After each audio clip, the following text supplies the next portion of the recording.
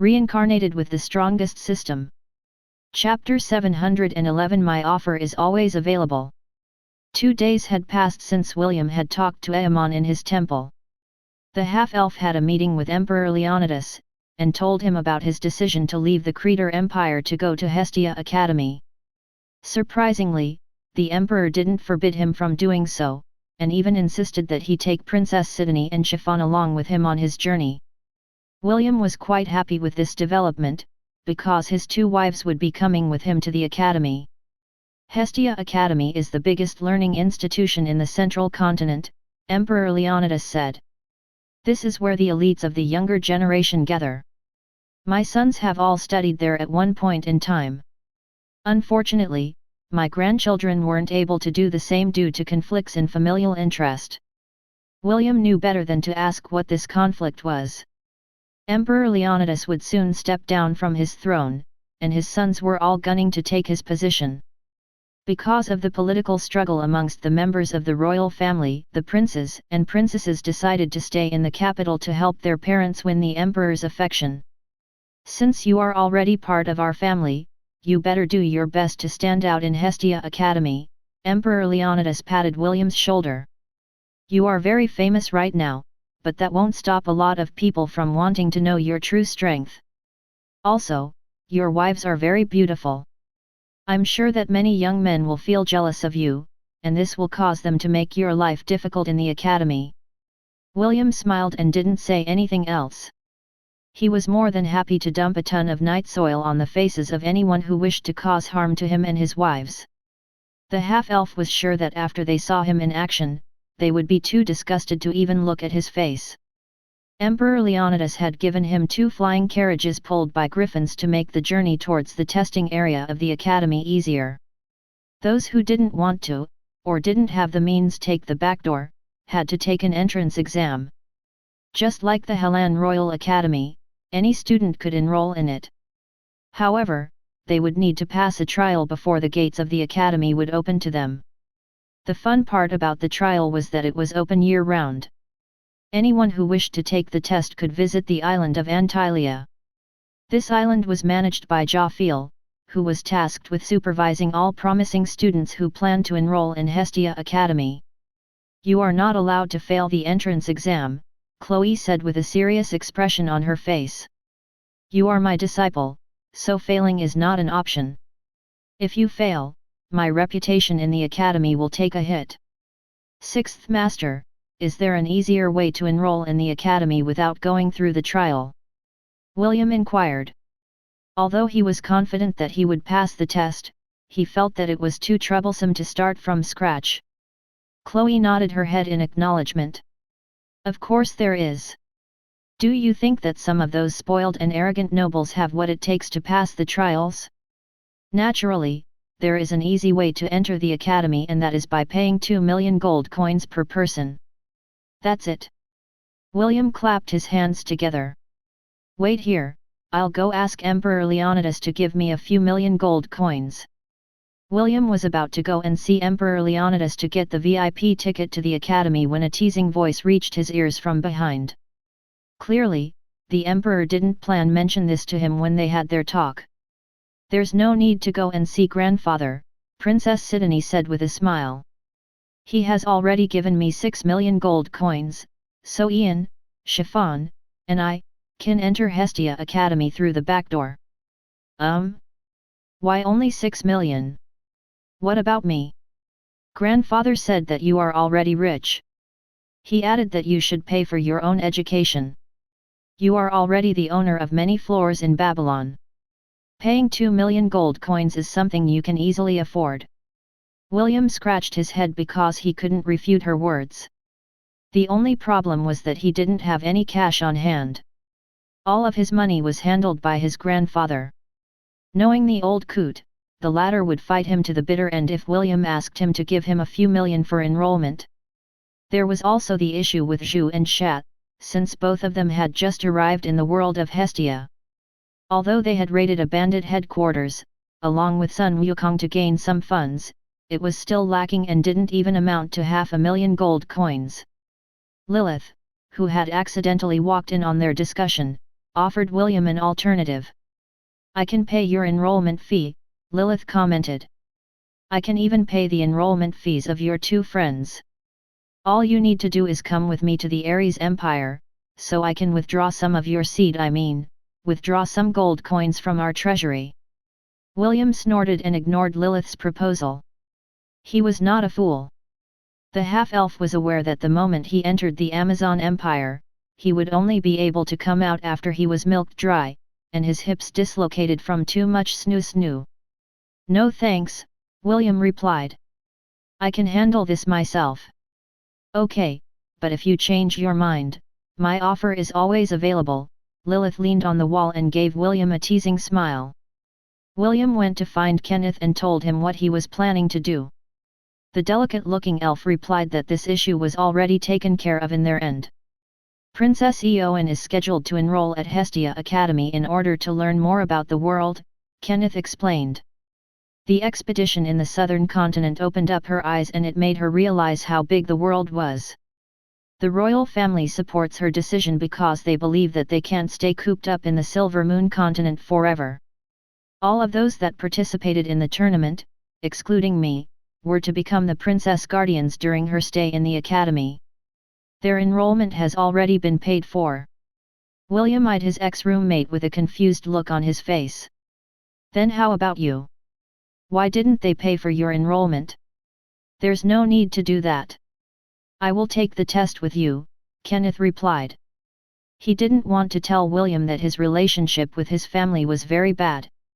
They would not bother spending anything, let alone 2 million gold coins, just to let him study in the human world. I see. Well, I think the trial won't be an issue. Although I don't know how strong you are, Sidonie told me that you came second place in the Tournament of Champions. Compared to your achievement, being a runner-up isn't something to be proud of. While the two of them were talking, Kenneth suddenly felt dizzy and unconsciously grabbed onto William to steady himself. The half-elf supported his body in concern because Kenneth's face had become extremely pale all of a sudden. What's wrong? William asked. His tone was laced with concern which secretly made Kenneth happy. In truth, Kenneth didn't know if William still thought of him as a real friend, and was merely being civil with him because he was Lady Arwen's disciple. I'm fine, Kenneth replied as he took a step back from William. This is a normal occurrence, so there's no need for concern. When are we going to leave? William didn't pry any further because he could see that the silver-haired elf's face had regained its color. He told him that they would leave in 2 days and head towards the island of Antilia in order to take the test of Hestia Academy. After making sure that Kenneth was really fine, William set out in order to prepare for their journey. He was only one trial away from fulfilling his promise to Ian and Isaac, so he was looking forward to meeting Shannon in the academy. I just hope that her problem isn't too hard to solve, William thought as he walked along the hallway of the palace. Wait for me. I miss you. Chapter 712. A battle of unprecedented proportions was about to begin. Helan Kingdom. Young master, what's wrong? Isaac asked as he looked at EST with concern. EST shook his head as he picked up the book that had fallen on the floor. Nothing. I just thought I heard William's voice. Elizabeth, EST's mother, smiled as she looked at her daughter with a knowing glance. This was not the first time that her daughter's thoughts had wandered when she was alone and had nothing to do. She knew that EST had wanted to travel with William to the Creator Empire, but King Noah had prevented her from doing so. After Prince Lionel had been executed, and Prince Rufus exiled from the kingdom, only Prince Ernest was left. King Noah had decided to raise him as the next ruler, and EST became his study partner. Since she was unable to accompany William to the central continent, EST tasked Ian to take her place and keep the half-elf safe. Although she knew that William had a legion of beasts to protect him, she was still worried about his safety. Young master, my lady, we should be leaving for Lont soon, Isaac reminded EST and Elizabeth. They had been invited to celebrate Eve's 7th birthday. The nobles of the kingdom were doing their best to form a good relationship with the Ainsworth family, but James was aloof and ignored their advances.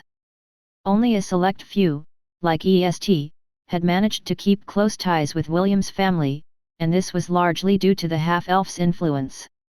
"Is everything prepared?" Elizabeth asked. Isaac nodded. "Yes, my lady. Sir Herman and Lady Nana have just finished preparing the carriage. We can leave anytime." "Let's go," Elizabeth replied. Arriving early is also a good thing. This was not the first time that Elizabeth had visited Lant. Due to William's invitation, she would go there at least once a month to breathe some fresh air, and play with the adorable Eve, who was growing into a fine young lady. Elizabeth's health gradually became better thanks to her short vacations to the countryside. Usually, the trip from the capital to Lant would take 4 days, but after the war, James had built a teleportation gate in the center of his 3 territories, which were managed by his son, Mordred. Since then, the trade in the countryside had increased and several merchants had made the place more lively. Once they passed through the teleportation gate, it would only take half an hour to reach Lant when using a flying carriage. This was why Elizabeth could enjoy her short vacations in Lant, and not worry about the exhausting travel from the capital to the countryside. When they arrived, they saw several familiar faces as well. William's 2 knights, Dave and Conrad, were already there and having a lively conversation with Matthew, who had recently become a father to a beautiful baby girl. Leah was in the kitchen helping Helen with the celebration dishes that they were going to serve for Eve's birthday party. "Grandma!" A lively voice greeted Elizabeth as soon as she strolled towards the garden. Suddenly, a 7-year-old girl with long red hair ran towards her with a big smile on her face. "Eve!" Elizabeth hugged the treasure of the Ainsworth family and kissed both of her cheeks. "Did you behave like a good girl while I was away?" Good girl." Ariadne, Eve's mentor, walked towards the two, followed by 7 ducks and a white goose, who served as Eve's protectors. Just like always, no one could remember what she looked like. Only Eve was able to see through her ability, and not forget her appearance. "Good day to you, Lady Elizabeth," Ariadne greeted. EST's mother looked up at the approaching oracle, and nodded her head in acknowledgement. "Miss Ariadne, I pray that you have been well since our last meeting. Well enough to be able to catch that mischievous girl whenever she plays truant and does not attend my classes." Elizabeth giggled because she had already expected this answer. Eve was a free spirit and she would always do things depending on her mood. She had been raised with love and care, and although she was not really a spoiled child, everyone was willing to pamper her since she was loved by all. "Everyone, lunch is ready," Helen said as she stepped into the garden to fetch Elizabeth, Eve, and Ariadne. "Eve, come with me for a bit. I made a dress for this occasion." Eve bid Elizabeth and Ariadne goodbye as she followed Helen back to the house. Her dress was dirty because she had been out in the fields, playing with the ducks. If not for the fact that today was her birthday, she might have gone on an adventure, bringing the ducks and goose with her. Elizabeth sighed after Eve entered the house. "Are you really going to take Eve to the central continent half a year from now?" Elizabeth asked Ariadne, who was standing beside her. The oracle of the herd nodded her head. "She has learned almost everything that she can learn here in Lant. We need to go on a pilgrimage to the central continent, so she can officially receive the blessing in the main temple of the gods. All the oracles that have come before her have done the same. It is only a matter of time before her powers are fully awakened." "But, isn't it still too early?" Elizabeth asked. She had just turned 7. "Can't that pilgrimage wait until she's a bit older?" Ariadne shook her head. "The prophecy of the elves is reaching maturity, and soon, the Dark Prince will reveal himself. Eve needs to receive the blessing of her patron god, so she will be protected from the threat that will cover the entire world in darkness. If she misses this chance, it may never come again. So, although she is still young, it is imperative that we go to the central continent." Ariadne's tone was firm. She had seen things in her vision that she couldn't share with anyone. The reason she would wait half a year before journeying to the central continent was because King Minos would be sending his sons, Icarus and Daedalus, to accompany them on their journey. The two beasts were about to have a breakthrough in their strength and, according to King Minos, it would take them half a year to consolidate their powers. Although the white goose was strong, it was only at the peak of the millennial rank. Only a few could match it in the southern continent, but its strength would only be average in the central continent. In the place where the major powers of the world congregated, there were many crouching tigers and hidden dragons that lurked within its vast landscape. Only the power of myriad beasts would ensure Eve's safety, so Ariadne was willing to wait for the two minotaurs to upgrade their strength, so they could serve as Eve's bodyguards. I will miss her terribly, Elizabeth sighed for the second time. Lant will never be the same without her. Ariadne shared Elizabeth's opinion, but she was someone who could see the bigger picture. Eve's fate wasn't tied to the southern continent because this stage was too small for her. Ariadne knew that the fleeting peace that they were experiencing right now would soon come to an end, and a battle of unprecedented proportions was about to begin. Chapter 713 Let's keep a lookout on the people who are going to die. After a week of travel, 3 flying carriages arrived at the island of Antilia. Lilith had a carriage all for herself, while Kenneth and Pearl shared another. As for William, he shared his flying carriage with his lovers, alongside his 6th master Chloe. Zhu and Shat, who had stayed inside the Thousand Beast domain, were being given VIP treatment by Charmaine, and the rest of the elves in William's villa. The two demons had been very curious about the dungeon of Atlantis, so they decided to explore it together. Chloe had told William everything she knew about the administrator of the island, Jafil. As for the entrance exams, Chloe didn't know much about them because all of them were random. Although he doesn't get along with the majority of the professors in the academy, he is still the ideal person to manage the entrance exam because he is the fairest of all, Chloe said. He will not fail anyone as long as he sees their potential. This is also why he is called the gatekeeper of Hestia Academy. It is not bad to form a good relationship with him. William nodded his head in understanding. Don't worry, 6th Master, this exam is a walk in the park for me.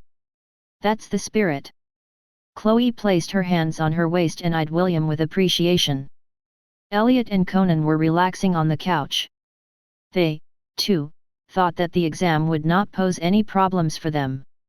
After all that they had been through in the dungeon of Atlantis, the two familiars had already perfected their teamwork with William. They were more than ready to face any kind of difficulty that the examiner would throw at them. For some reason, this exam takes me back to when I first enrolled at Helan Royal Academy, William said softly as he patted Chiffon's head. It has been many years since then, and to this day, I still haven't experienced the happy academy life I envisioned. Kakik, indeed, you still haven't experienced a fulfilling academy life, Conan agreed. So many things have happened, and your youth passed by so quickly. The corner of William's lips twitched as he eyed the devil familiar who was eating some butter cookies. His words implied that William was no longer young, but in reality he was only 18 years old. The years he had lived on Earth didn't count. Well, we should do our best to enjoy this opportunity, Elliot said as he lazily leaned on the cushy pillow like a king. After all, this is the last Academy arc of this series. Before William could ask Elliot what he meant that this was going to be their last Academy arc, a knock was heard on the door of the carriage. Will, the administrator is starting to gather the examinees. We should head over as well. Kenneth's voice was not too loud, but it was more than enough for William to hear his voice. After telling Kenneth that he would be there shortly, the half-elf talked to Zhu and Sha via telepathy, and told them that it was now time to leave the Thousand Beast domain. 5 minutes later, William, Zhu, Shat, and Kenneth walked towards the open area where the introduction would be held. Only the examinees were allowed to enter the area, so Princess Sidonie, Ian, Chiffon, and Chloe could only wish him luck on the exam. The little fairy also told William that they would be waiting on the final island, where those who passed the exam would appear. Soon, a middle-aged man with short blonde hair and blue eyes stepped on a raised platform to address everyone that had come to take the Hestia Academy entrance exam. Good day to all of you. My name is Jafil, and I will be your supervisor in the upcoming exam, Jafil announced. There are more than 2,000 of you gathered here today, but only a few will be able to enter the academy grounds. Those who want to back out now, can still back out. After you sign the death waiver, there is no turning back. You only have one life. Do not throw it away just because you've dreamed about entering Hestia Academy. Jafil scanned the surroundings, but all he saw were determined faces. The people that had gathered at Antilia Island knew that there was a chance of death during the trials. Although the Academy had stepped up to prevent any casualties, there were still many young men and women who had died taking the exam, which had raised Jafil's notoriety among the populace of the central continent. It's your funeral, Jafil stated. However, he didn't try to dissuade them again. All he did was ask everyone to sign the death waiver before the start of the exam. Conan, you don't have to sign that death waiver, Elliot said as he scratched his head. As long as we don't use 100% of our power, we won't die even if we are killed. Kakik, you don't understand Elliot, Conan replied as he signed a death waiver. Although we can't die, that doesn't mean that we can't follow the standard operating procedure of mortals. Isn't it more fun this way? The words of this dotted line are suspicious. It said that all items that we possess would be confiscated by the Academy on the condition that we die during the trial. Really? Elliot read the spot where Conan was pointing at and chuckled. Doesn't this mean that we can also confiscate the items of those who died? Oh, when you put it that way, it is indeed possible. Great. Let's keep a lookout on the people who are going to die. Let's split the items 50-50. Kakik. Sounds like a plan. Let's do it. Conan flapped its wings and waved the waiver in his hand. He then raised his voice so that he would be heard by everyone who were currently signing their death waivers. Everyone. Do not worry. I, Conan, hereby swear that I will take responsibility for your possessions when you die, Conan declared. I won't allow the Academy to profit from your deaths. So, please, rest in peace. Elliot smacked his forehead when he heard his twin's declaration. My goodness, you shouldn't tell this to them face to face. Can't we just quietly steal, safeguard their possessions once they kick the bucket? You sir over there, I just saw how you will die. Do you mind if I accompany you later during the trial? Everyone drew in deep breaths as they stared hatefully at the two familiars who were already eyeing their possessions even when they were still alive. The man that Elliot had called out earlier, immediately tore his death waiver and left the premises. For some reason, he felt that the angelic familiar's cryptic announcement had unnerved him, so he decided to try again next year. William, Kenneth, Zhu, and Xiao walked away and pretended that they didn't know the two suicidal familiars who had earned the ire of everyone. Although William was confident in his strength, he didn't want to antagonize thousands of people. Miss Beautiful, it would be best if you don't take the exam, Elliot said as he flew over a pretty lady who seemed to be in her late teens. The thought of a monster eating you whole breaks my heart. Will I really die? The pretty girl asked with an anxious expression on his face. Elliot nodded. Yes, but if you want to survive, I am selling lucky charms. They can help you survive this calamity. They are very cheap, just 1 gold and a kiss on the lips, and your chances of dying will decrease drastically. Take note that the only refund I will give back is the kiss, the gold coin is non-refundable. Elliot's sweet talking and suaveness was quite effective, and the pretty lady bought 1 lucky charm and gave him a gold coin, and a kiss on the lips.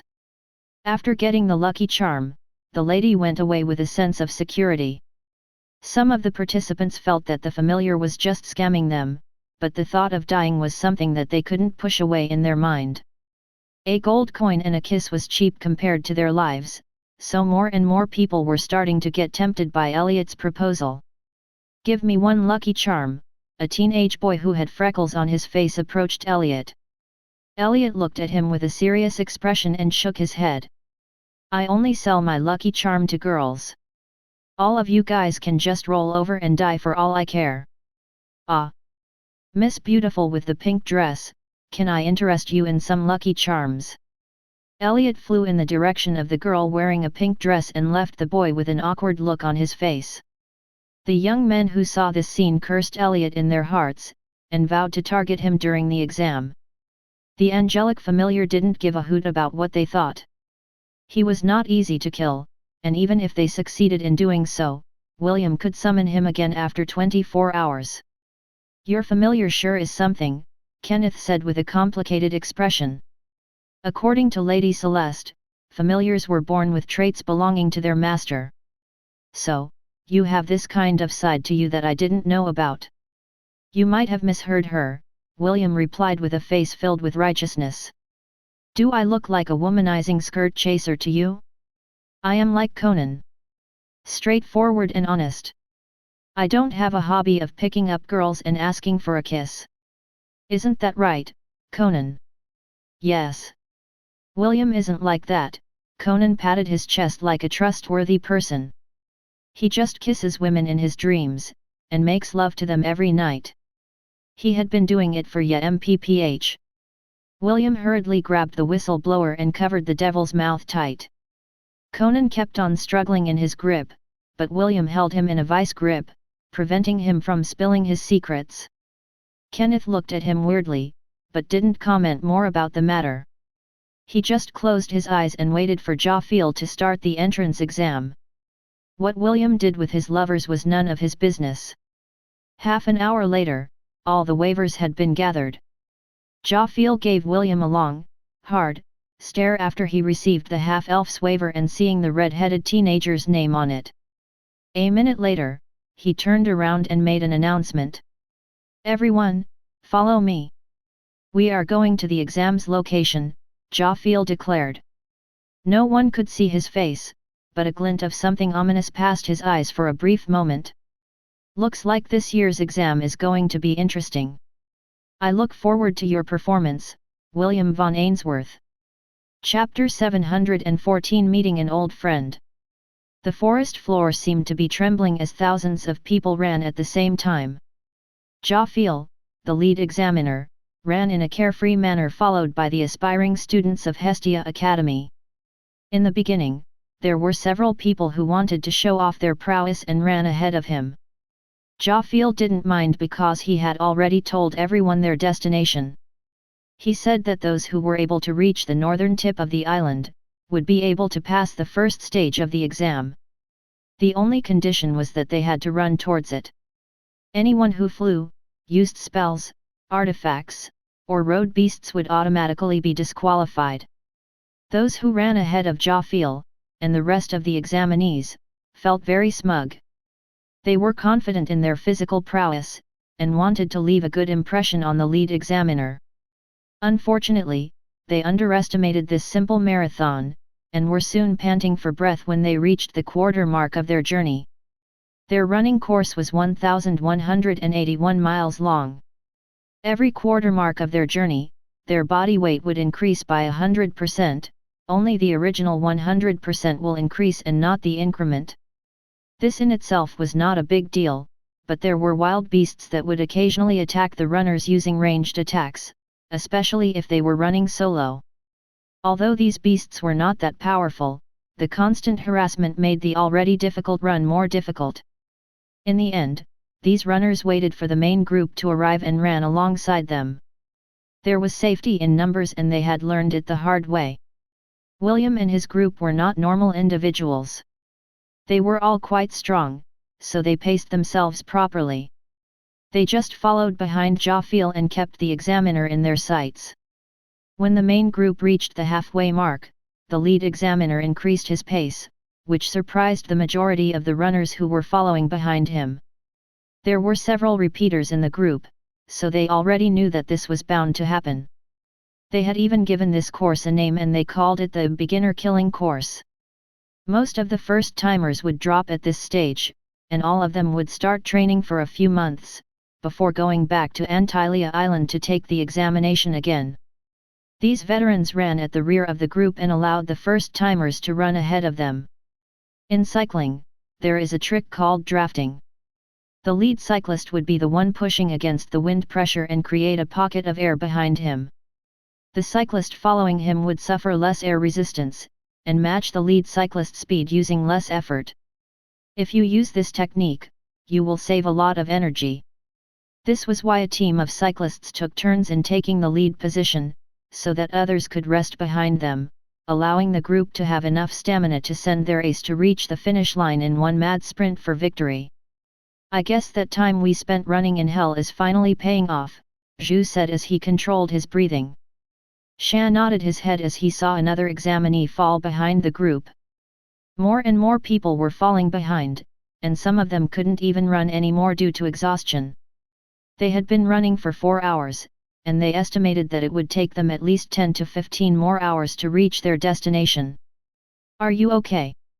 William asked Kenneth, who was starting to lag behind. He could tell that something was wrong with the elf because there were instances when he would suddenly falter as he ran beside him. "I'm fine," Kenneth replied as he rubbed his temple. He was doing his best to stay awake, but the drowsiness he felt was getting stronger with every hour that passed. William frowned and he asked Zhu and Sha to look after Kenneth for a while as he sped up to the lead to talk to Jafil.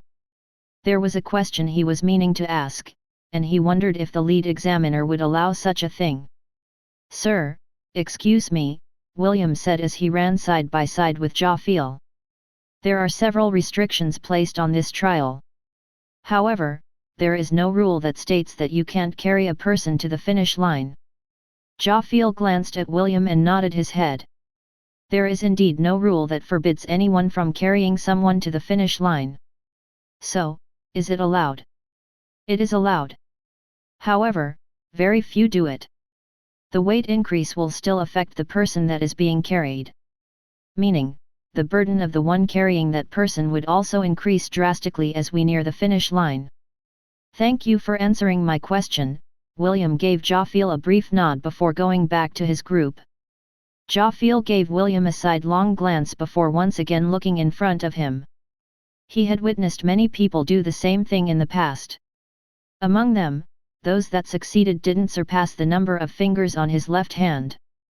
Whether William would be able to accomplish that feat, he would only know once the half-elf crossed the finish line. "I'll carry you," William said. "Don't worry. I'm confident that I can carry you all the way." After a brief internal struggle, Kenneth accepted William's offer. He was really at his limit, and the power of his divinity couldn't be denied. The half-elf carried Kenneth in a princess carry, and marveled on how light he was. Half a minute later, Kenneth closed his eyes to sleep. Those who held the power of sloth weren't really built for long marathons. The silver-haired elf had already gone above and beyond his capability. He was even surprised that he managed to last this long in an event that required constant physical activity. The hours passed, and only a few hundred were still following behind Jafil. The sun had already set, and the surroundings were quite dark. If not for the fact that Elliot used his powers to create several balls of light to illuminate the way, some of the survivors might have already tripped on the ground due to how dark it was. William had no problem seeing in the dark because he was a half-elf, and was blessed with dark vision. William estimated that they were almost at the last quarter of their journey. However, something unexpected happened. Just as they made a turn in the path, Jafil suddenly disappeared. He literally vanished in front of everyone, and even William didn't know how the lead examiner accomplished such a thing, right under his nose. Suddenly, a loud howling sound was heard in the distance. William assumed that it came from a wolf, because the howl was quite distinct. As if to answer the call, hundreds of howls erupted out of nowhere, and it made the survivors frown. All of them were quite proficient in fighting, so they weren't afraid of a battle against wolves. However, their confidence collapsed when they heard an earth-shaking howl that held considerable power behind it. Only William, Elliot, Conan, Zhu, and Sha were not fazed by this powerful presence who seemed to be the alpha of the wolf pack. Optimus had already identified the source of the howl, and had shown the information to William in his status page. When the half-elf saw the name of the millennial beast, a smile appeared on his face, as if he was meeting an old friend. It was none other than a thunder-horned wolf. A millennial beast that was at its peak stage, and the same beast that William had killed back in Lant, alongside Ella when the wolf tide descended upon the Hellan kingdom. For the examinees, this was a creature that was out of their league. Jafil looked with indifference at the thousands of dire wolves that were charging towards the examinees' direction. This was not included in the trial, but the wolf pack suddenly appeared out of nowhere. If William wasn't in the group, Jafil would have faced this wolf army alone to protect everyone. However, since William was already there, he decided to just watch as the battle unfolded. He wanted to know the abilities of the person that had gained so much fame after his achievement in the Tower of Babylon. This was also in alignment with the order of the headmaster of Hestia Academy. As the person that was in charge of the entrance exams, Jafil was given full authorization to gauge William's current strength. Just like everyone else, he was very curious about William's combat ability. If he managed to pass this trial with flying colors, the Academy would definitely welcome him with open arms. They were always in the lookout for promising individuals that would help safeguard the world of Hestia, in its entirety. Chapter 715 My Words Are Law Part 1. Screams erupted in the forest as the examinees found themselves face to face with thousands of dire wolves, and their leader, the thunder-horned wolf.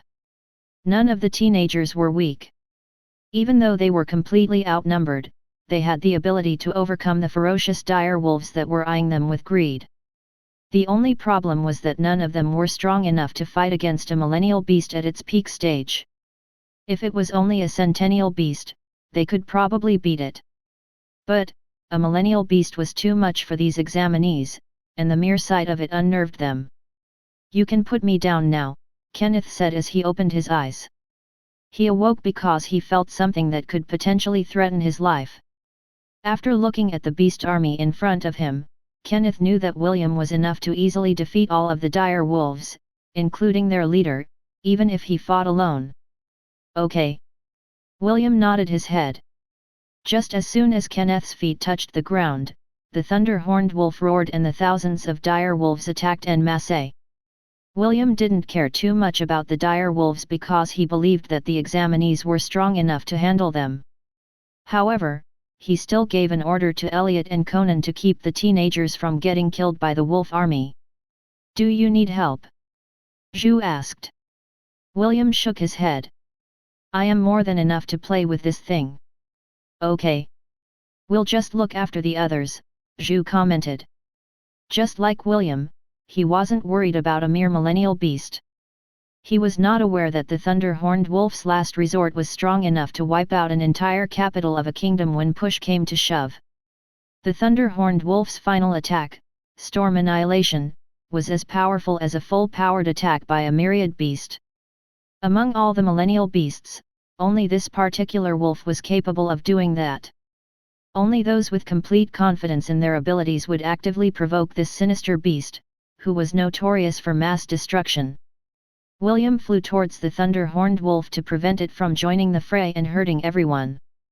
The two forces clashed and the battlefield became extremely chaotic. Howls, grunts, shouts, roars, and screams reverberated in the air as the examinees fought with everything they had. Ah! The pretty girl who bought Elliot's charm was hit by an air blast from an alpha wolf, and her body slammed to a tree. She had been seriously injured. Her face became instantly pale when she saw the 2-meter wolf charging in her direction. The examinees who were fighting near her were too busy, fending off other dire wolves, so no one was able to give her any support. Just as the wolf lunged at the girl to bite her head off, a lightning bolt hit its face, and sent it flying a few meters back. "Miss Beautiful, worry not, for I, Elliot, am here to save you," Elliot said as he floated between the wolf and the pretty girl. Lightning sparked around his body and a powerful wave of energy erupted from his fingertip. Chain lightning. A lightning bolt that was as thick as an electric pole, obliterated the alpha wolf, turning its body into a piece of charcoal. However, it didn't end there. Just as the name suggested, the lightning passed through the other wolves that were near its location. The pretty girl's mouth hung open as she looked at the unbelievable scene in front of her. She never expected the little familiar, whom she bought her lucky charm from, to easily kill the alpha wolf that almost ended her life. "All those who bought lucky charms from me are under my protection," Elliot said as he flicked his hair in arrogance. "Girls, stand behind me. I'll deal with these small fries. As long as I, Elliot, am around, I will not let them touch even a strand of your precious hairs." Elliot fired a barrage of lightning bolts at the dire wolves that had panicked after one of their leaders had died. The alpha wolf was a rank C beast, and the other dire wolves were rank D. For Elliot and Conan, who had faced stronger opponents in the dungeon of Atlantis, this battle was a walk in the park and carried no suspense. Shield bash! Conan summoned a shield and slammed it into a dire wolf who had escaped Elliot's powerful attacks. Just as he was about to look for another target, he heard a call of help coming from a teenage boy who was being assaulted by 6 dire wolves. "Help!" The teenage boy screamed in desperation as the wolves tried to attack him in every direction. He could handle 2 wolves at a time, but 6 wolves was something way beyond his abilities. Just as he was about to be attacked from his blind spot, a round shield flew in the air and smashed the head of the wolf who used a sneak attack on the boy. It then flew towards the other wolves, hitting them all in the head, and giving them serious concussions. Shield boomerang! Conan summoned more shields and hurled them in different directions. Although he specialized in defense, the Devil Familiar had learned 2 offensive skills after William had reached the max level of the Familiomancer class. Although its damage was not as powerful as Elliot's lightning bolts, Conan's attack skills were strong enough to deal with weaker beasts that were rank C and below. Zhu casually swiped his 9-toothed rake at the dire wolves that had targeted him, and ended their lives in a heartbeat. Shat, on the other hand, was already holding a gourd in his hand. Sand flowed from it and became deadly weapons that ended the life of all the dire wolves that were unlucky enough to be within 20 meters around him.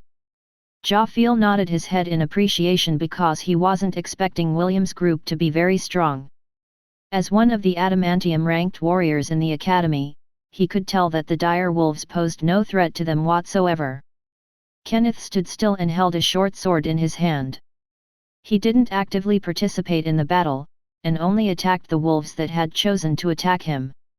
As the runner-up of the Tournament of Champions, mere dire wolves were not enough to faze him. If William wasn't busy dealing with the Millennial Wolf, he would definitely say that Kenneth was currently in energy-saving mode. The moment Shat and Zhu joined Elliot and Conan in protecting the examinees, the dire wolves' ferocious charge was put to a complete stop. If they didn't die from Elliot's lightning bolts, they would find themselves coming face to face with a shield that would knock them unconscious. If they survived those 2 attacks, they would have their bodies torn apart by Zhu's 9-toothed rake. If ever they were truly lucky, and survived this 3-layered attack that protected the students, they would find themselves encased in sand and have their bodies squeezed until they burst apart. The examinees looked at their 4 saviors with respect and admiration. They believed that if Elliot, Conan, Zhu, and Shao were not present, all of them would have died in the first stage of the entrance exam. The 5-meter wolf crashed on the ground with a bloody nose, after receiving a powerful kick from William. William had equipped his Zen Master Job class, and pummeled the thunder-horned wolf's face with punches and kicks that made it realize that the red-headed boy was way stronger than it expected. After being beaten black and blue without having the ability to fight back, the leader of the wolf pack gave a loud howl before running away in defeat. The remaining dire wolves also turned tail and ran after their leader. They thought that they were dealing with easy prey, so the thunder-horned wolf ordered the attack. They didn't expect that they were about to kick a steel plate, and would suffer terribly from it. That's it. William blinked in disbelief as he watched the thunder-horned wolf and its lackeys run for their lives. The half-elf scratched his head in disappointment.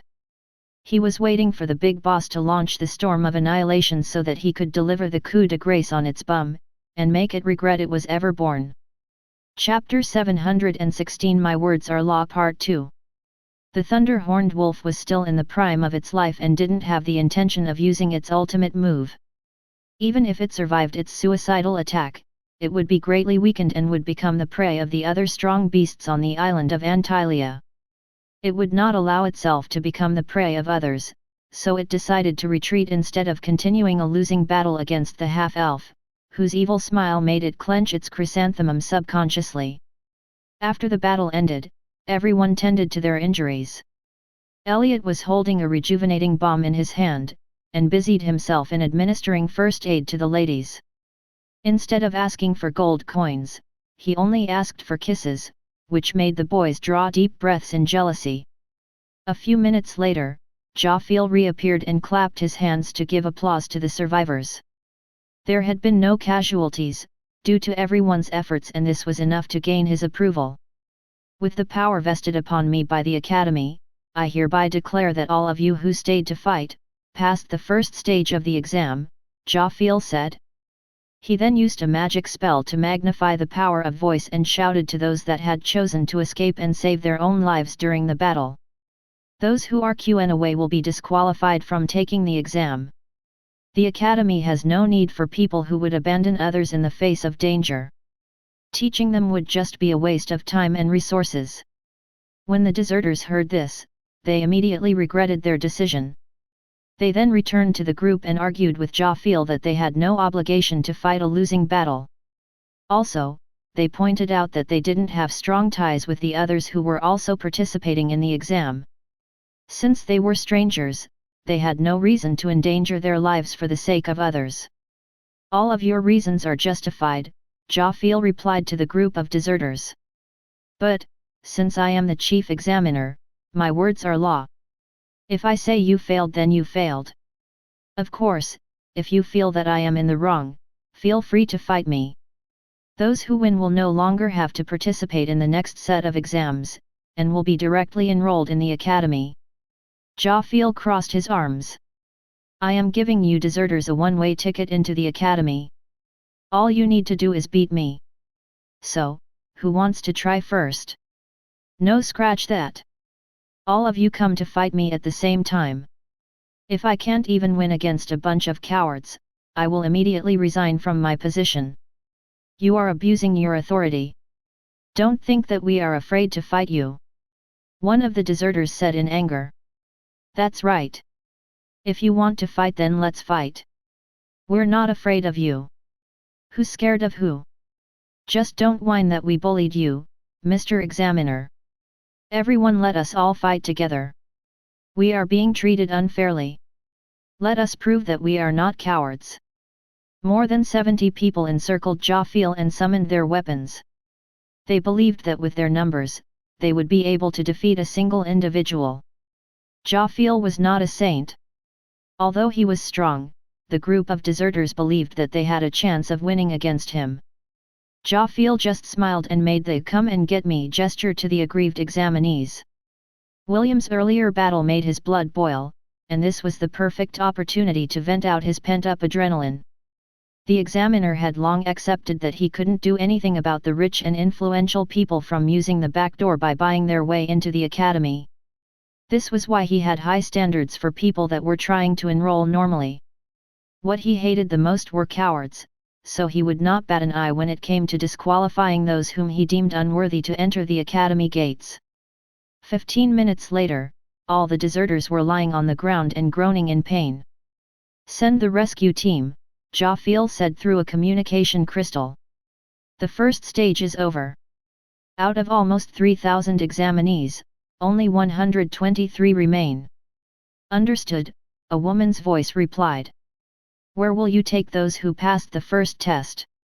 Jafil didn't reply right away and seemed to be making a big decision on the spot. A minute later, he opened his mouth and told his superior about his decision. I intend to divide them into two groups, Jafil reported. The power levels of the one named William and his group far exceed those of his peers. It would be unfair to bring them onto the same stage, so I decided to ask my subordinate to watch over the first group, while I personally monitor William's group.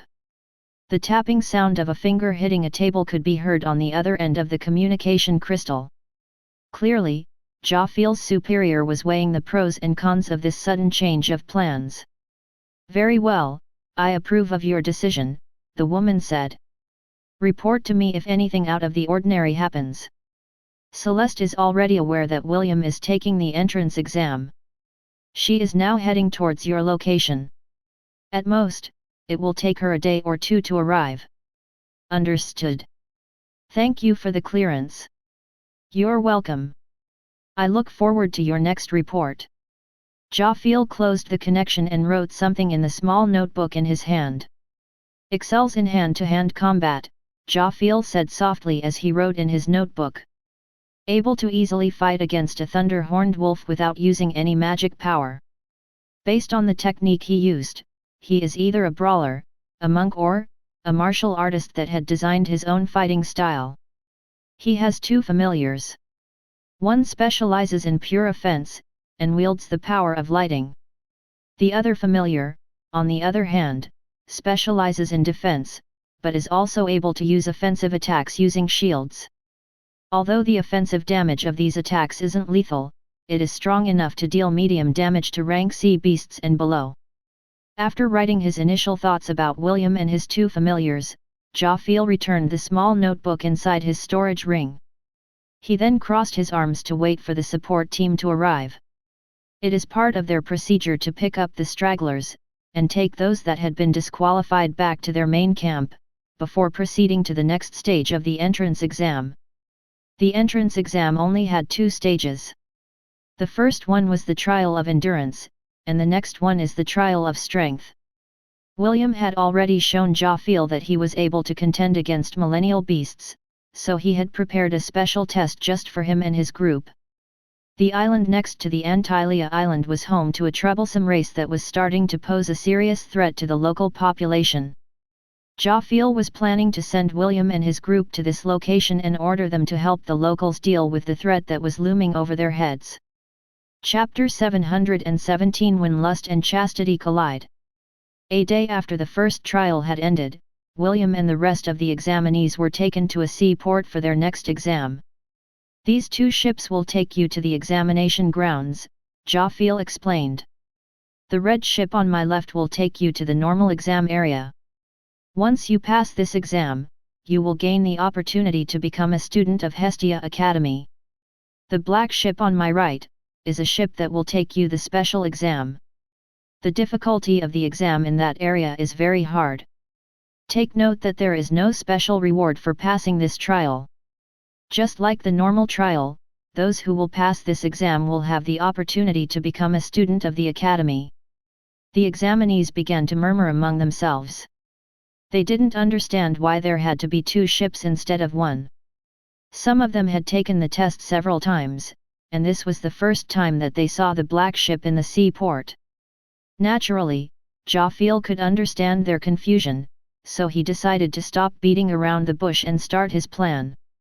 "You, the young man with red hair and a stupid expression on his face. Step forward," Jafil said as he pointed in William's direction. William looked behind. He was very curious who the red-haired person was, and wanted to see the stupid expression on his face. After checking the hair color of everyone, William realized that there wasn't anyone with red hair among them. The corner of Kenneth's lips raised slightly as he eyed the confused half-elf who was still looking for the person that Jafil was pointing at. "No need to look behind you," Jafil said after clearing his throat. "Your name is William, right? If yes, step forward." William glanced at Jafil in disbelief. "Are you referring to me?" "Of course." Jafil nodded. "Do you see any other person among your peers who has red hair and a stupid expression on his face?" "Clearly, I was talking to you." William crossed his arms over his chest and refused to budge. He refused to acknowledge that he had a stupid expression on his face. "With all due respect, sir. How can someone as handsome as me look stupid in your eyes?" William questioned. "I think it is about time that you visit an eye specialist." It is best to handle this kind of problem during its early stages than let it become worse over the passing of time. Also, I plan to take the red ship instead of the black one. Step forward or I will fail you. If you question my orders again, you will be banned from entering the academy and will not be allowed to step through its gates, even if you resort to paying the 2 million gold fee. William snorted and reluctantly stepped forward. Although he was unwilling, he knew that having a falling out with Jafil at this point in time was not a good thing. You will take a separate test from the others, Jafil declared. Of course, if any of you want to join him, feel free to do so. Just know that the chances of you losing your life are higher compared to the normal exam. Kenneth stepped forward and stood beside William. Zhu and Sha did the same. They were there to accompany William, so they would naturally stick with him as he took the special trial that Jafil had prepared for him. None of the other examinees stepped forward. They recognized William's group, and somehow understood what the head examiner was trying to do. Even though they didn't want to admit it, they understood that William and his companions were way above their league. The battle against the thunder-horned wolf and the dire wolves was the best proof of their outstanding battle prowess. After waiting for a few minutes, Jafil deemed that no one else was bold enough to join William's group. He then raised his hand and asked the remaining examinees to board the red ship, so that they could sail towards their destination. After all the examinees had boarded the ship, he then looked at William's group with an indifferent expression. All of you are coming with me, Jafil ordered. Let's board the black ship. He didn't wait for anyone's reply and walked towards the ship. William sighed as he followed behind Jafil. The half-elf had a feeling that this special exam of his would be a pain in the bum. After the two ships departed, Celeste finally arrived on the island of Antilia. As a professor, she had the privilege of monitoring the examinees who planned to enroll at the academy. The beautiful elf met Chloe, Princess Sidonie, Ian, and Chiffon on the final island. This was the place where those who passed the two exams would gather. There were other professors on the island as well. Their purpose was to look for promising individuals to join their faction. Princess Sidonie, Ian, and Chiffon had been scouted by these professors beforehand. The beautiful princess of Frisia had warned Ian and Chiffon that they shouldn't outright reject the offers of the professors, so that they wouldn't take offense. The excuse that they had given to those who invited them into their factions was that they wanted to see what the academy had to offer before they made a decision. The professors accepted this reason, and didn't try to push the issue. They only said that the girls could approach them once they had settled in the academy. Also, Chloe's presence was more than enough to intimidate these recruiters. The little fairy was infamous for its notoriety inside the academy. Only those that hid under a rock, inside Hestia Academy, wouldn't know who Chloe was. You either liked her, or hated her. There was no middle ground when it came to the little fairy, who liked to speak to others by using her fists. It's good to see you again, Chiffon, Celeste said with a smile. Chiffon briefly nodded her head, but didn't say anything else. The pink-haired girl had kept her distance from the beautiful elf. Although she didn't dislike Celeste anymore, that didn't mean that she planned to have a close relationship with her. While Chiffon kept Celeste at arm's length, her relationship with Chloe was good. The little glutton and the little familiar often ate pancakes together for breakfast. Due to Chloe's straightforward personality, it was very easy for Chiffon to get along with her. Princess Sidonie, on the other hand, looked at Celeste with great interest. Both women were very beautiful. The princess was the epitome of youthful beauty, while the elf's beauty had a sense of maturity in it. She noticed that Celine and Celeste looked like they were in their early 20s, and were blessed with the good looks of the elven race. One represented lust, the other chastity. However, her divinity reacted at the presence of her counterpart's divinity, and soon a subtle clash of power ensued between the two. One actively sought out otherworldly pleasures, the other kept her innocence intact. There had been many cases in history when the maidens of these two divinities would often clash against each other. This was a common occurrence when lust and chastity collided. Princess Sidonie and Celeste kept a tight leash on their divinities, and prevented them from causing chaos in their surroundings. Although the 7 deadly sins and 7 virtues were the opposite of each other, that didn't mean that they were enemies. Conflicts may arise every now and then, but this was only natural among those who held such great powers. However, unlike the 7 sins who sometimes went out of their way to antagonize each other, the 7 virtues were always united. They would never harm each other, and would even offer their support, if one of their members needed assistance. This was also why the Holy Order of Light was founded. This was the main difference among the chosen maidens that carried the power of sins and virtues. "I've heard many things about you, Celeste," Princess Sidonie said as she extended her hand for a handshake. "It's a pleasure to finally meet you in the flesh." "Likewise. I have long wanted to meet you, Princess Sidonie. It seems that your beauty matches the power of your divinity." Celeste took Princess Sidonie's hand and shook it twice before letting go. "Are you here for my husband?" "Husband?" Princess Sidonie smiled sweetly as she placed her hand behind her back. "Yes. William and I got married a few weeks ago. Feel free to write a letter to your sister and inform her about this matter." "I will do that," Celeste replied. She did her best to retain the calm expression on her face, while deep inside, she was cursing William for being a womanizer. As the virtue of chastity, she was not a fan of a man who took more than one wife. Celeste was still on the fence about William, but her sister had already given her maidenhood to the half-elf, to test whether he was the Prince of Darkness or not. So far, the results were negative, and because of this, Celine was willing to give William the benefit of the doubt. The Maiden of Chastity just found it hard to stomach that the half-elf had married 2 of the 7 sins, while her sister was in the demonic continent looking for her master. "Sister, the man you chose is scum," Celeste sighed inside her heart. "The way things are going, I wouldn't be surprised if he continued his streak and married more women. I better correct this attitude of his when he is in the academy. I will not allow my sister to be tied up with a womanizer." For the sake of her sister's happiness, she would do her best to teach William that being a skirt chaser was a very deplorable profession.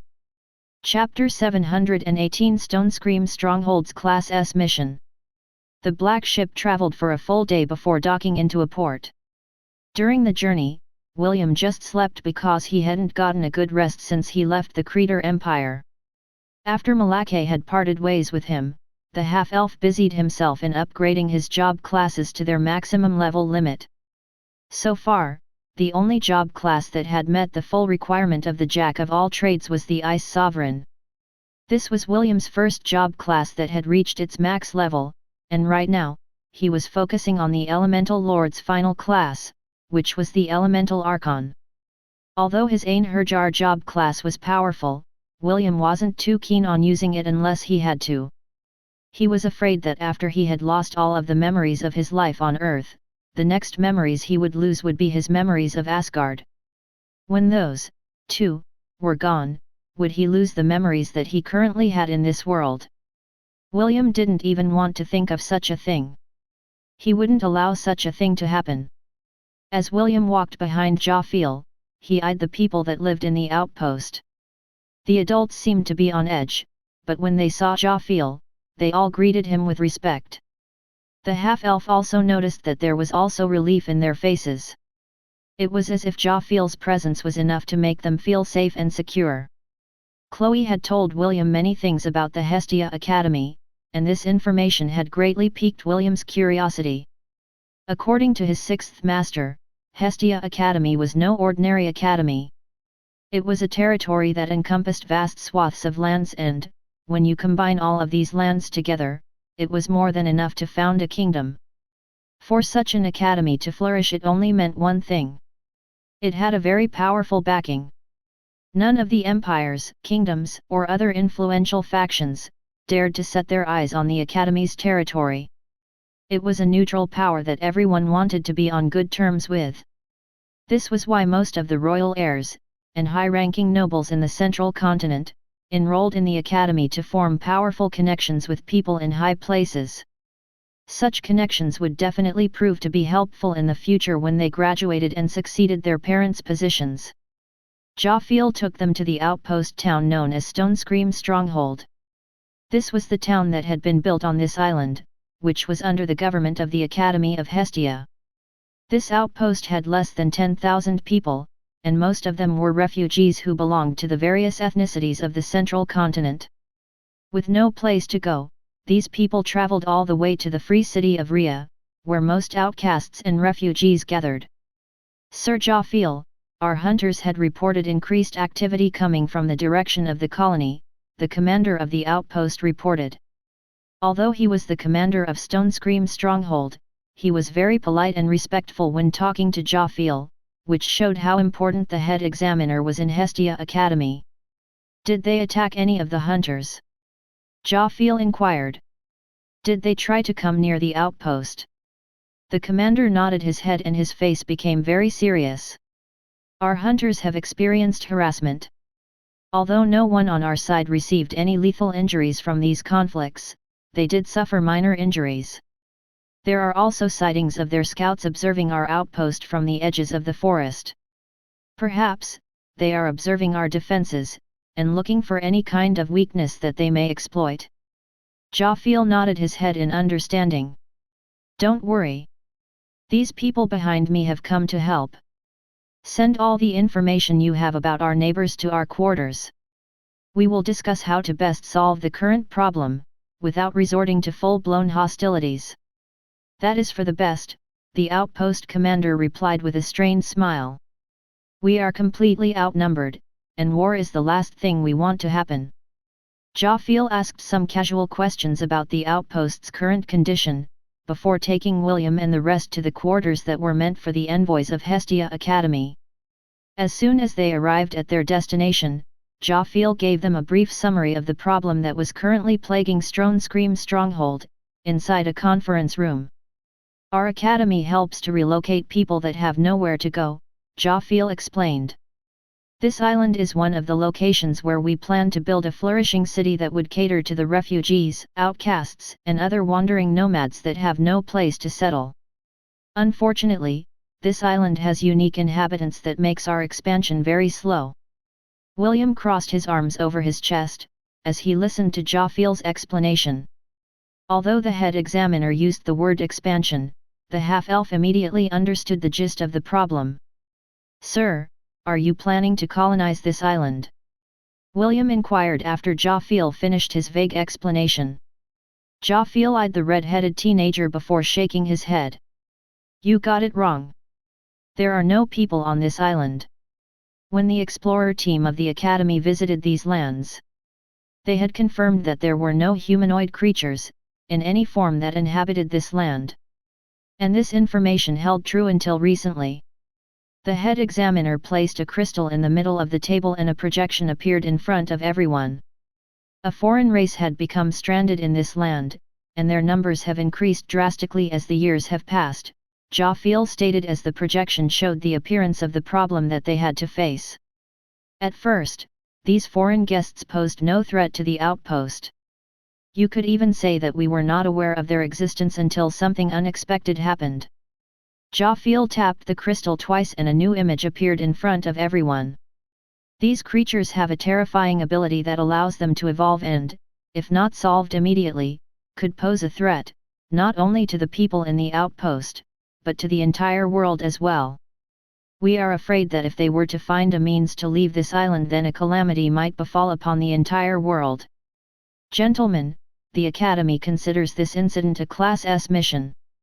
If you are able to find a way to help solve this problem, you will not only pass this exam, but you will also be greatly rewarded by the Academy. Do any of you have any questions? William had a complicated look on his face as he looked at the creatures that were in the projection. He didn't know if he should laugh or cry at the Class S mission that the Academy had presented to him.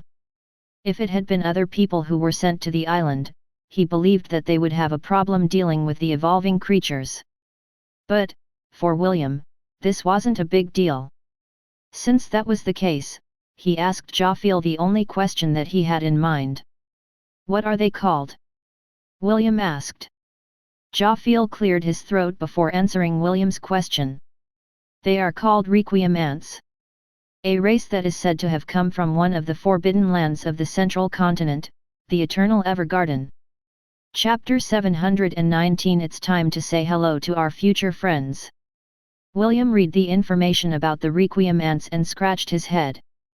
He was currently inside his own room with Elliot and Conan, and reading the data that was given to them by the commander of the outpost. According to the data, the ants had slowly evolved over the years. After bringing back the bodies of small dead animals to their nest, their queen had given birth to ants that possessed similar abilities to the creatures that it had consumed. Every generation of the ants not only became bigger, but stronger as well.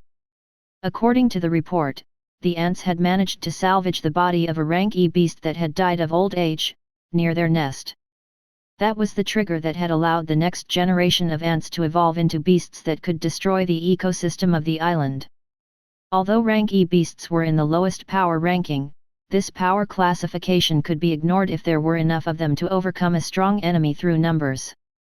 According to the data that William received, a rank E beast would give the Requiem Ants Queen the ability to produce 3 rank E ants, with that beast's characteristics. These 3 rank Es hunted other rank Es until their numbers increased. Then, when they numbered in the hundreds, they started hunting rank D beasts. They evolved at an alarming rate, and none of the human hunters dared to hunt alone. A month ago, the hunters spotted a handful of Requiem ants who had the strength of rank B beasts, hunting other rank B beasts in the island. They believed that there could be more that were hunting on the parts of the island that they hadn't explored yet. This discovery prompted the top brass of the academy to start putting together an evacuation plan that would take the villagers off of the island. This was also why they had sent Jafil, and a few other adamantium ranks to Stonescream Stronghold to prevent any kind of invasion from the race that was starting to flip the balance of power on the island. Kasaganaga will have a field day if you set him loose on the island, Elliot said as he read one of the documents that had been spread out on William's table. Right now, the strongest fighting force they have are rank B beasts that could possibly number in the hundreds, Conan commented as he sat on William's shoulder. Will this be enough to prompt our rainbow-colored deity to make a move? Maybe Kasaganaga will think that it is far beneath it to dine on low-class creatures. William rested his chin on the back of his clasped hands and stared into space. Elliot, Conan, don't you think that this whole Requiem Ants business is fishy? William asked. Elliot tilted his head in confusion. Fishy? What do you mean fishy? Conan, who was seated on William's shoulder, chuckled as he realized what William was thinking. I see, there is this angle as well, Conan nodded in approval. They really know how to take advantage of the situation. Elliot looked at William and Conan with a frown. He didn't understand what was strange about the current situation. Seeing that his twin was still clueless about the situation, Conan decided to speak out, and explain the strangeness of the circumstances that surround the threat Requiem Ants. If the Academy really wanted to exterminate the ants, they could easily do it by sending adamantium-ranked warriors, headed by a saint or two, Conan said with a smirk. Hestia Academy is a powerhouse in the central continent. Do you really think that it will be hard for them to nip this threat in the bud? Since they didn't do it, it could only mean one thing. They have other plans regarding the further evolution of these ants. Tisk tisk, their appetite is quite big. William nodded his head in agreement. Perhaps, the Academy wanted to evacuate the people in the outpost in order to turn this island into a breeding ground for the Requiem Ants. Frankly, I would not be surprised if the Academy started feeding them millennial beasts in order to produce millennial ants that could become their super soldiers, which would then serve as troops for the Academy. Conan snorted. The only thing they needed to do is to make a soul contract with the Ant Queen, and make her brood obey their every command. With such a convenient pawn at their disposal, they could easily build a military power that wouldn't lose to the empires in the central continent. William sighed. His lover, Princess Sidonie, had made a contract with the Myriad Ant Queen, and was in command of millions of ants. The Myriad Queen had the ability to give birth to millennial ants, but she couldn't do it willy-nilly. At most, the queen could give birth to 1 millennial ant a month, but that was already a fearsome ability. If the requiem ant's queen could give birth to dozens of millennial ants in a week, wouldn't that simply become overkill? Elliot finally realized the crux of the matter and frowned. He then rubbed his chin as he pondered the reason why Jafil had sent William to the outpost. So, this S-class mission is fake? Elliot asked after organizing his thoughts. He couldn't come up with a proper explanation to what Jafil was thinking. William and Conan exchanged a glance before shaking their heads. This S-class mission is real, William sneered. They just think that an ordinary examinee will not be able to handle this situation. I think Jafil just wanted us to hunt some of these rank B ants in order to cull their numbers. This will be enough for us to pass the exam. Conan laughed because he already understood what William was thinking. The devil familiar felt sorry for the Hestia Academy because they were not aware of his master's capabilities. Sending him to the island was something that they never should have done. Elliot's eyes widened in surprise when he also realized what William and Conan had in mind. If his hunch was correct, then this whole incident would bring them an unexpected opportunity. My goodness! Don't tell me! Elliot's body shuddered in excitement. You're planning to do that? William gave Elliot an angelic smile. A smile that looked so innocent on the surface, but was as black as James' heart underneath. Let's go, William said as he stood up to leave the room in a good mood. It's time to take a look at these ants and see what they are capable of. Chapter 720 I promise I won't eat more maybe. The evacuation will start in 2 days' time, a middle-aged man whose hair was all white said as he looked at Jafil's projection. We have already sent the ships and they will be arriving at the designated time. I expect that you will be able to flawlessly handle this matter, Jafil. You can count on me, Headmaster, Jafil replied. It will be done as you envisioned. The headmaster of Hestia Academy nodded his head. How is that boy, William? According to your report, you, him, and his companions arrived on Antilia Island 4 hours ago. Did you already mention the S-class mission to him? Jafil nodded.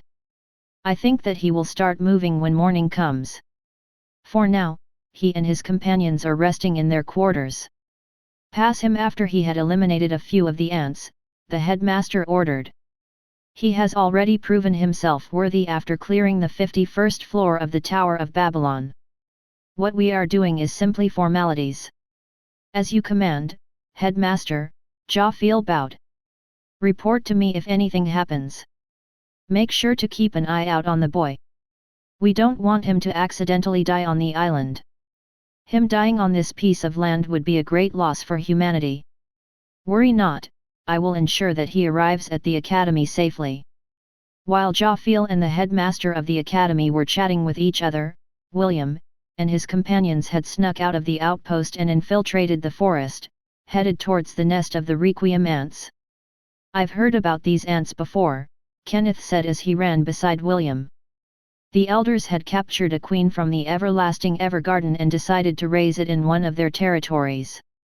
However, they had underestimated the ants' capacity to evolve, and a catastrophe of unprecedented proportions broke out in their clan's ancestral grounds.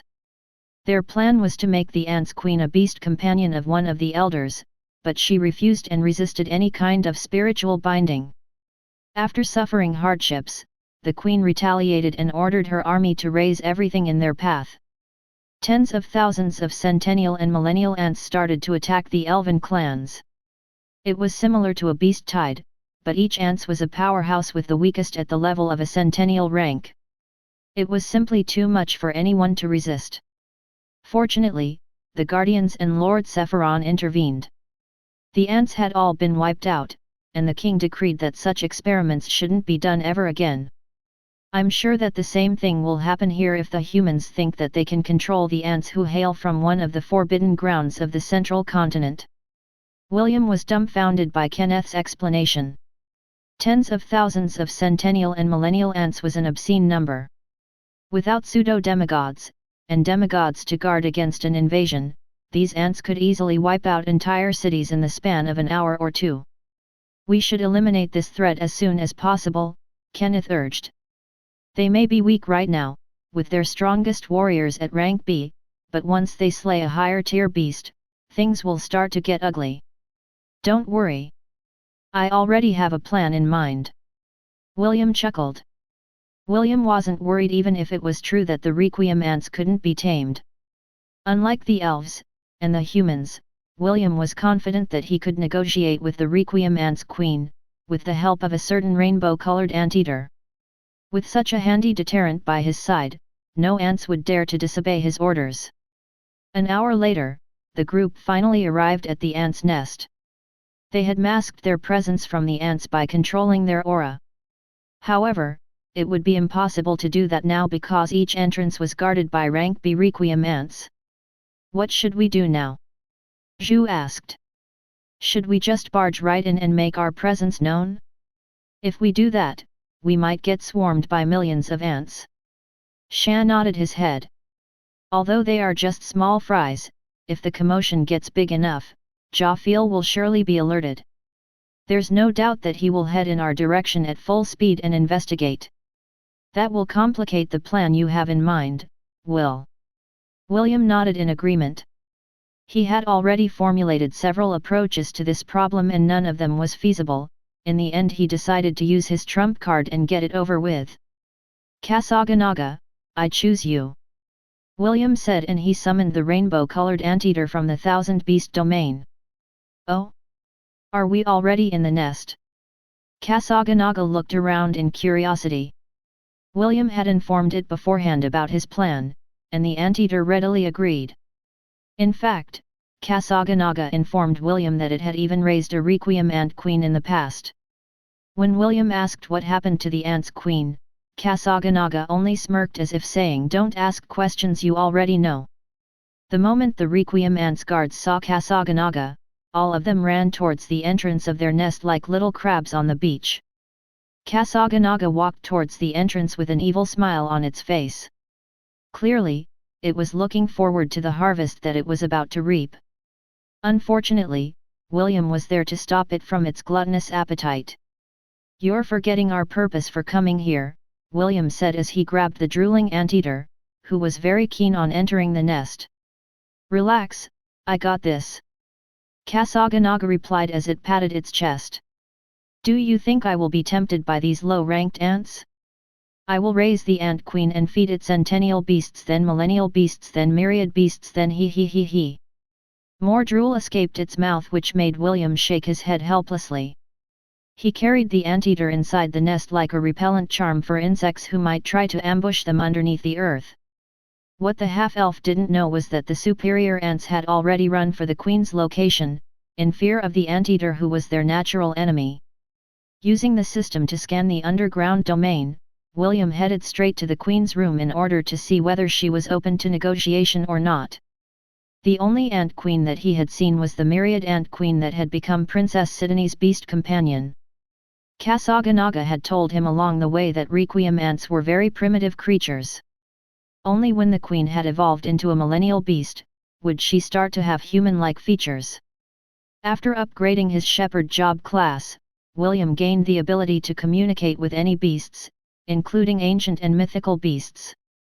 "Is it true that you can't tame the requiem ant's queen?" William asked the anteater he was carrying in his arms. "The answer is yes, Nti," Kasaganaga replied. "They can be tamed, but very few are capable of doing that. Fear is one of the most effective means to make someone submit to you.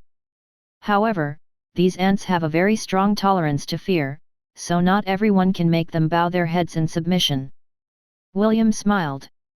"That is where you come in, right? You are indeed smart." Kasaganaga raised its head in arrogance. "Without me, you have zero chance in making them follow your orders. You should be grateful that you have me on your side." "Yes. I am truly blessed to have such an amazing companion by my side. Can I have one of the queen's legs? I promise I won't eat more maybe." William completely ignored the gluttonous anteater's request. He had even silently ordered Elliot and Conan to stop Kasaganaga at all costs. if it tried to eat the ants queen whom he was planning to add to his king's legion.